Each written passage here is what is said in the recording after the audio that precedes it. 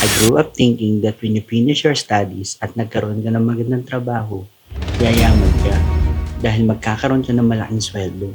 So I took up and finished Bachelor of Science in Industrial Engineering. Pero 5 taong binuno ko ng luha, pawis, pagod at puyat na uwi sa wala. Sa mga panahon yun, parang pinanghihinaan ako ng loob dahil sa lahat ng unos na dumaan sa buhay. Pero sabi nga sa kanta, there is always a rainbow after the rain.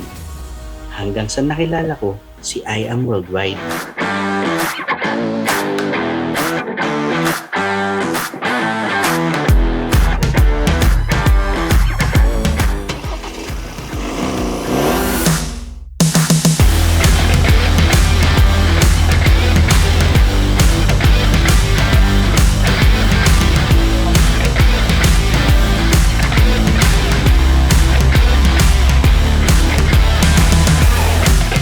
Hindi naging madali ang journey kasi ang layo ng puso ko at wala rin akong alam sa pagnegosyo.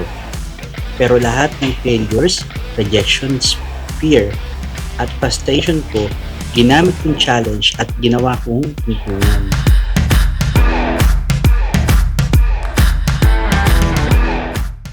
Sinong mag-aakalang ang inhinyerong tambay noon, magtatagumpay sa daang napili kong tahakin ngayon.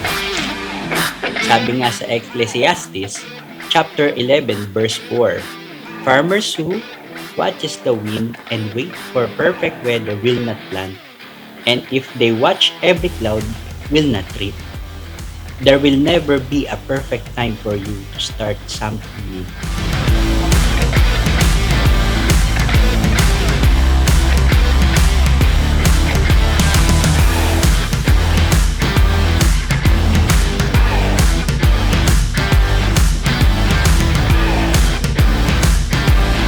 I am Michael Mapa, an agent of hope.